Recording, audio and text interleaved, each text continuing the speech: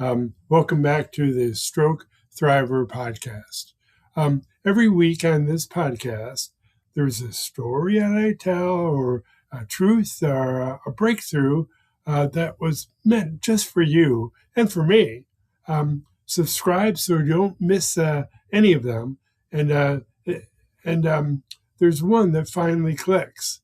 So if you've been with us since the beginning, and way back when, you know this podcast used to be called Stroke Folk Show. And it was a good name. It was the wrong word. You're not folk, you're thriver. And same mission, same heart, but the name that finally fits. So you can find the back catalog, so to speak, that I used to call, when I used to call the show Stroke Folk Show, in the on my YouTube channel, and they would find that by putting an @ Stroke Thrivors. Remember, that's V as in victory, O-R. All right. Why do I do this podcast? There's many reasons, but three that come to mind. I practice, and that's good that I get some practice, because there was once way back soon after I had the strokes when I couldn't talk. And when I talk, I practice. And it's a discipline, and it sharpens me. So I need to keep practicing. So thank you that you are my guinea pig. And the second of all, when I come across something that fascinates me, I'm naturally curious, and I want to share it with you. So I come on here, and sometimes it's something that I find that I found that I really got me off guard. I said, they want to find out. So and finally, this is where I can share what's on my heart or on my mind, or maybe on both. And the internet is a wonderful place where we can do this. And it's crazy. Way back when the internet was not even existed, there wouldn't be anything that I could do this on. So I'm grateful that it's here. So anyways, the other thing I have to tell you about is my books. I have two books so far, I published so far, and growing. The first was as Stroke Survivors First Aid Kit. And way back when, in November of 2024, I published it. And then about 6 months ago, I published Word Search for Stroke Recovery Book, Volume 1. And this is the easiest, because soon after I had the strokes, I needed this to remap my speech patterns. And that's what these are words which you can reignite yourself and find, or the one person who you're caring for, or the person you love them, and they had a stroke. That's especially if they're hit with aphasia. It's IM. That's huge. All right. And way back when, I always referred to myself as a stroke survivor. That's what I was talking to myself when I published the book. But I realized around that year, early in that year, 24, I realized I wanted to be more than just a survivor. And I thought about, I could be a thriver. And I even decided to make a word that ended the same way that survivor does. So I commissioned people to make designs, and I think I have 12 or 13 so far and going. So there's this an example, a Stroke Thriver, mode activated, and when you wear them or put them on your hat, or there's like 30 different ways you can get them per design, but when you can talk about it, it's huge. So I'm an introvert. Basically, I don't need to talk about, but sometimes when I'm out, it helps if I can talk about the strokes, and and when I have this shirt on, I have a conversation stopper, and or not stopper, starter, and another thing. It also we're almost done with the stroke month. May is the stroke awareness month, and it allows me to talk about stroke prevention and what they can do that will help them. So that's huge. All right. And the one last thing I want to talk about, I talked about it in a previous episode, but it's huge. Real change happens when your words, your body and your brain, and your actions line up repeatedly, over and over and over, the same. That's how repetition through rewiring helps neuroplasticity. And that's what requires change. Maybe one or two of them can do it, but when you do all three, boom, there for sure change is going to happen. All right. So now today's topic is the resilience that nearly is stink and what it actually is. So I saw that in a recent article, and I was struck. I wanted to share with you.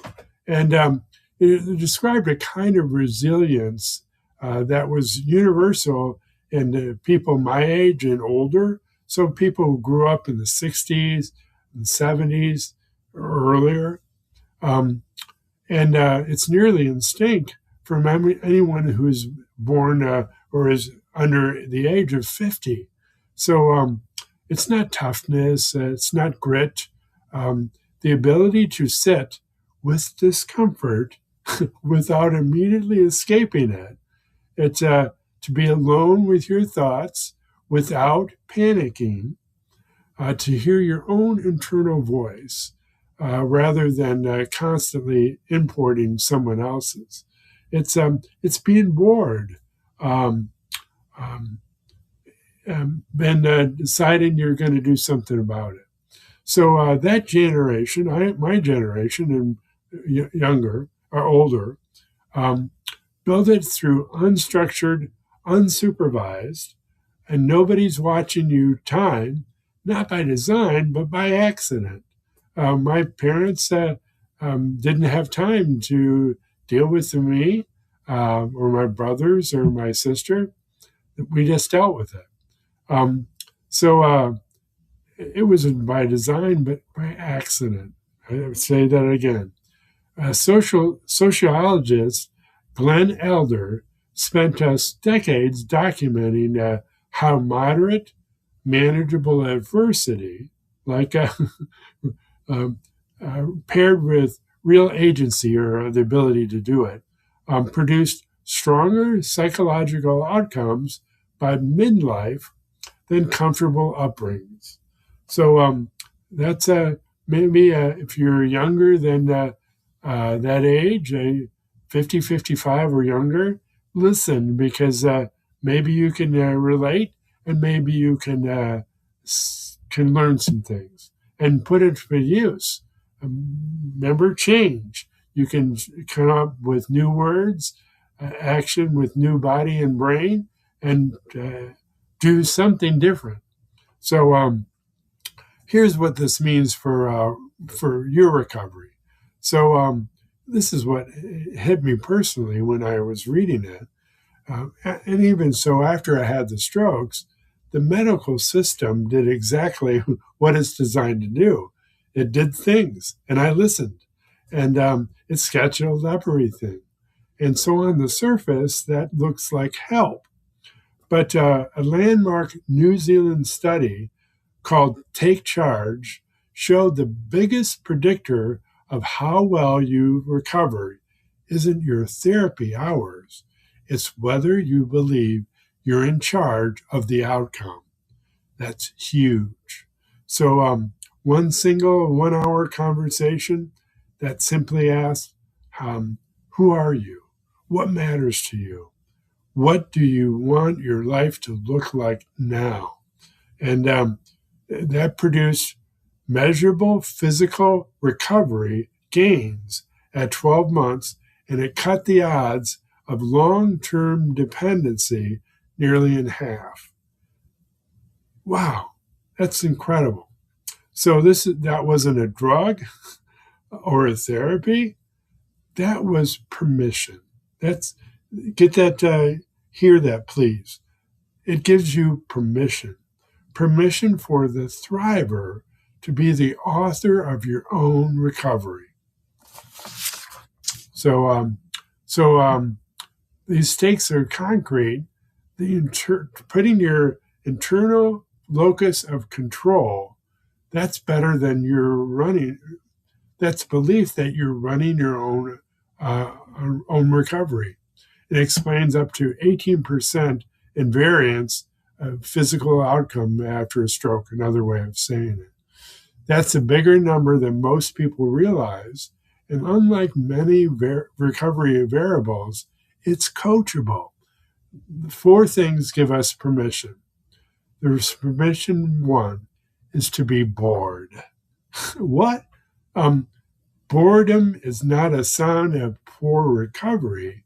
It is the soil at which your internal voice regrows. Let's hear that again. Soil that your internal voice regrows, or grows initially if you don't have it. So research shows that boredom tolerance correlates with creativity, self-reflection, and emotional regulation. A lot of people don't have that now. They need to learn it. This is how you do it. 4 permissions. First is to be bored. So the practice is sit without a device or a task for 10 minutes daily, increasing to 30 minutes over 3 weeks, and try it. I imagine if I told my son, who's 23, maybe it's 24, must be 24. If I told him not to look at any of his devices, he'd look at me like I was crazy. But it's when restlessness comes, stay there. And that restlessness is the training. Permission number 2, to be unscheduled. Huge. Overscheduling is comfort masquerading as progress. Please know that after you had your stroke, maybe other people will schedule you. So 2023 a study of stroke patients found that those who felt in control of their own recovery reported significantly less boredom and better outcomes. Unstructured recovery time is not wasted time. It's recovery. So for practice, 1 thriver, less lead half day per week, no PT, no OT, no medical appointments, no curriculum. Notice what your body and mind reach for when nobody is directing you. That's permission 2, to be on schedule. Permission 3 is to be uncomfortable. So acceptance and commitment therapy, ACT, some know that, which has a strong clinical evidence in stroke populations draws a critical distinction. The clean discomfort of post-stroke life, fatigue, grief, frustration, fear is real. Can't run away from them. And non-negotiable. We hope we could negotiate it away, but the struggle against that discomfort is the second optional layer and the one that drains you most. For example, a 4-session group ACT program, that's acceptance and commitment therapy for Stroke Thrivors, practice medium effect size improvements in depression, hopelessness, and self-rated health. Wow, just 4 sessions. So now practice. When a hard thought arrives, add 6 words in front of it. I am having the thought, or I'm having the feeling that. And notice what shifts. You will be uncomfortable, but you will get to know yourself better. All right, and permission 4, to author your own recovery. So the New Zealand Take Charge study gave stroke survivors a single 1-hour workbook guided conversation that built around 5 questions and produced measurable physical recovery gains at 12 months with nearly half the odds of reducing long-term dependency. Now, I've said that before, but I'm saying it again. Practice. Answer these in writing. Get a pencil or pen. If you have to, get your tablet or phone or your computer. But write down what you respond to this. Who are you beyond the stroke? What matters most to you? What would you be like to be doing in 6 months? Who are the people that matter? And what role do they play? And what is the one specific thing you will do this week towards that? Come back to them monthly or weekly. So it will make a difference. So pick permissions that you felt most uncomfortable about reading it, or not reading, hearing it. That's where you need to start with that one first. So that's the one that needs the most of you to work on it. So start there this week, this weekend. So if you want to work through all 4 with me directly, you can find me at StrokeThrivors.com. Lots of ways to get a hold of me. You can get a hold of me, and we'll talk. And gratitude and grit, remember, you're a thriver. That's V as in victory, O-R.